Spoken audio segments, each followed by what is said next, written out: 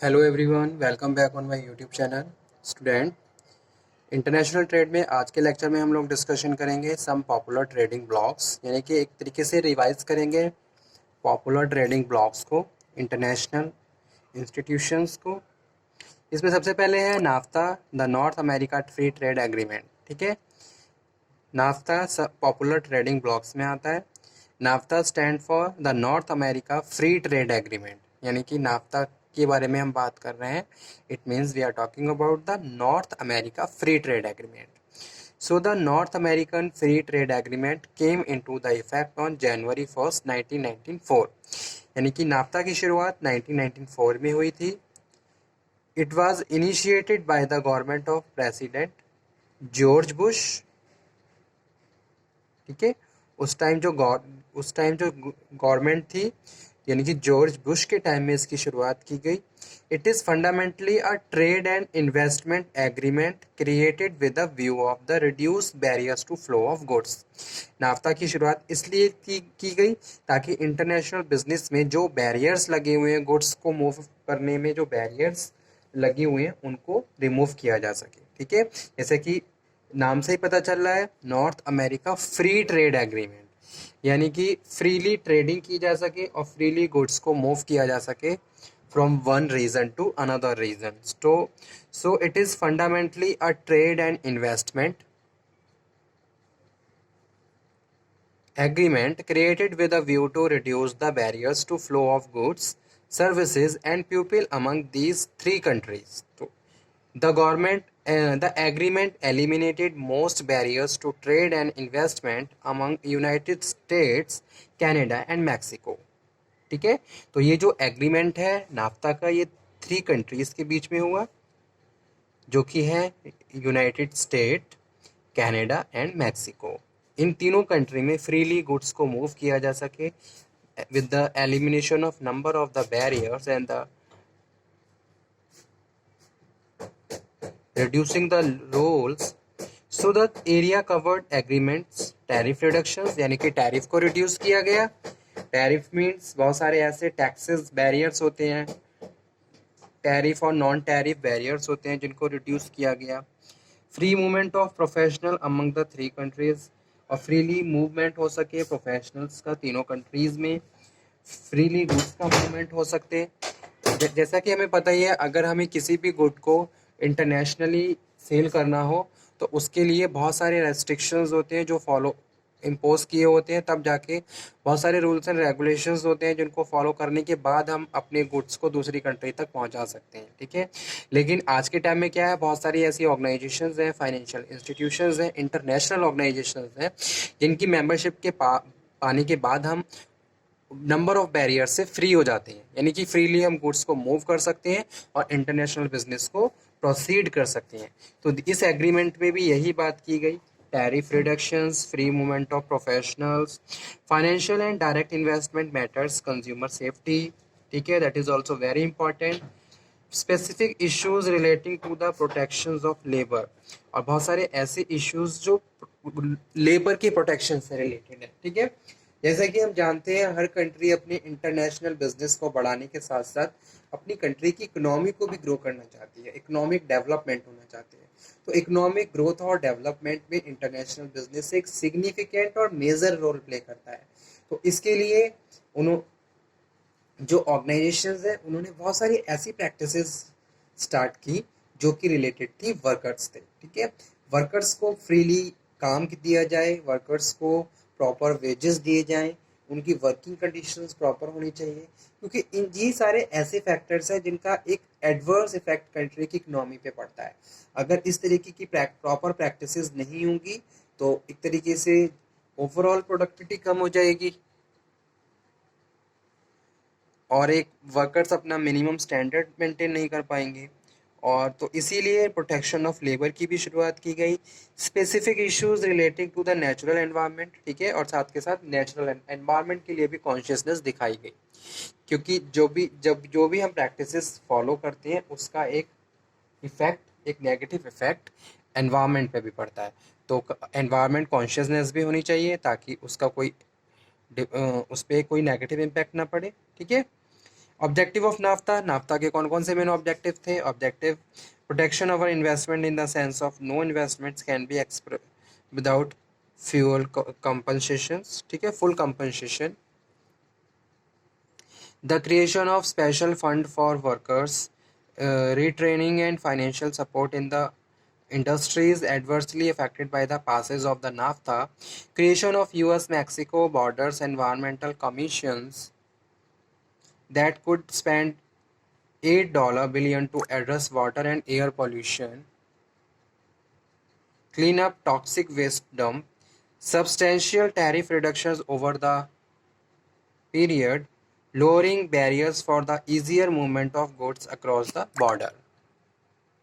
Okay. NAFTA के बाद second one जो ट्रेडिंग ब्लॉक है वो है SAARC. SAARC stand for South Asian association for regional cooperations, ठीक है. याद रखिए नाफ्ता की जो स्टार्टिंग हुई थी came into the force on the 1st of January 1994 और सार्क उससे पहले यानी कि 8th of December 1985. SARC is an eco-political political organizations of 8 south Asian nations. SAARC में हम 8 साउथ एशियन नेशंस की बात कर रहे हैं जिसको एस्टेब्लिश किया गया था 8th of December 1985 में. It is established for the friendship and the cooperation among themselves and with other developing countries, ठीक है.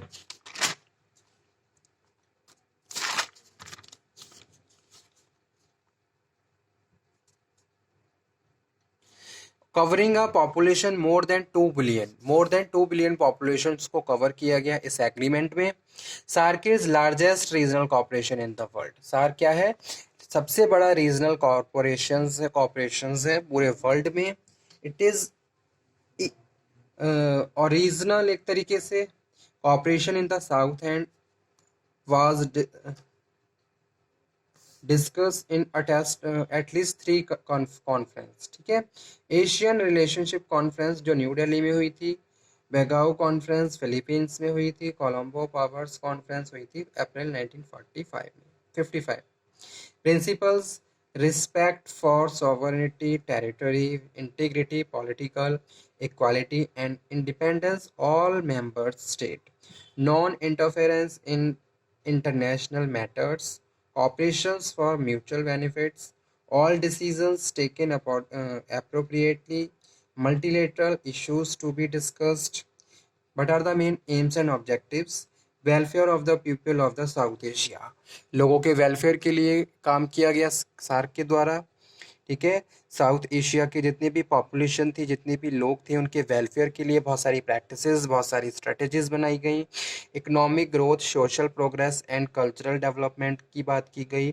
इकोनॉमिक ग्रो होनी चाहिए, सोशल प्रोग्रेस मतलब उनका living standard, quality of life improve होनी चाहिए, कल्चरल डेवलपमेंट होनी चाहिए ताकि और ज़्यादा उनके लाइफ और ज़्यादा ईजी बन सके, ठीक है. जो जो उनके कल्चर्स हैं उसके हिसाब से वो अपनी लाइफ को सरवाइव कर सकें. Economic growth, social progress and cultural development. Self reliance, country self reliance होनी चाहिए यानी कि सेल्फ सफिशिएंट होनी चाहिए, किसी भी चीज़ के लिए अदर कंट्री पे हमें डिपेंड होने की ज़रूरत ना हो. Understanding common problem together strength cooperation among themselves as well as other, maintain peace in the region, ठीक है. सार्क में कौन कौन सी कंट्रीज हैं? सार्क में जो कंट्रीज हैं वो हैं अफगानिस्तान, बांग्लादेश, भूटान, इंडिया, मालदीव्स, नेपाल, पाकिस्तान, श्रीलंका. और अफगानिस्तान ने जो ज्वाइनिंग की थी वो 2007 में की थी. At the top, council represented by the head of government of members countries. Council is policy making body, ठीक है. काउंसिल क्या है? पॉलिसी मेकिंग बॉडी है. Council of minister assist the council represented by the foreign minister of the member countries for formulation policies, review functioning, deciding new area of cooperations, check out the additional mechanism, decide general issues of common interest. SAARC member, ठीक है. Area of cooperation SAARC: agriculture and biotech trade, tourism, social development, educational development, IT and media, science and technology, energy and environment and people to people contact, ठीक है। तो ये सारे area थे जो related है सार्क के cooperations. SAARC provide their cooperation in the field of agriculture and biotech, trade and finance. Education के एरिया में इट्स साइंस एंड टेक्नोलॉजी के एरिया में टूरिज्म एंड सोशल और पीपल टू पीपल कांटेक्ट। ठीक है, तो ये इम्पोर्टेंट्स एरिया है। तो इस तरीके से south Asian association, south Asian association for regional cooperation, and India is also member of the one of the specific member of this regional cooperation. ठीक है, सो इस तरीके से इंटरनेशनल ट्रेड में आज हमने ये टॉपिक कवर कर लिए, दोनों topics, NAFTA, North American free trade agreement और सार्क। ठीक है, नेक्स्ट लेक्चर में स्टूडेंट हम लोग दोबारा से रिवीजन करेंगे किसका, इकोनॉमिक यूनियन का, यूरोपियन यूनियन, सॉरी ईयू का। ठीक है, ईयू क्या है, ईयू का क्या स्ट्रक्चर है, ईयू को क्यों फॉर्म किया गया, कितने मेंबर्स हैं यूरोपियन यूनियन में। ठीक है, okay student, thank you very much. इस टॉपिक को मैं यहीं पे फिनिश करता हूँ। आई होप आपने ये लेक्चर पहले भी अटेंड किया होगा, और नहीं किया है, मिस हो गया है, तो आप इस बार इस लेक्चर को अटेंड कर लीजिए। Topic is also very important related to your exam point of view. Exam में इंटरनेशनल ऑर्गेनाइजेशंस और ट्रेडिंग ब्लॉक्स से हर बार कोई ना कोई क्वेश्चन जरूर पूछा जाता है, जिसमें नाफ्ता और सार्क तो मोस्ट इम्पॉर्टेंट रोल प्ले करते हैं। ठीक है, दोनों ही टॉपिक एग्जाम के पॉइंट ऑफ व्यू से बहुत ज़्यादा इंपॉर्टेंट है, तो आप इनको पढ़ लीजिए, इसको समझ लीजिए, कोई डाउट हो तो आप दोबारा से डिस्कशन कर सकते हो। ठीक है, okay student, thank you very much. Next lecture में हम फिर से मिलते हैं और फिर से बात करेंगे एक नए टॉपिक पे, जो कि है यूरोपियन यूनियन। तब तक आप पढ़िए, stay healthy, stay motivated. Thank you very much.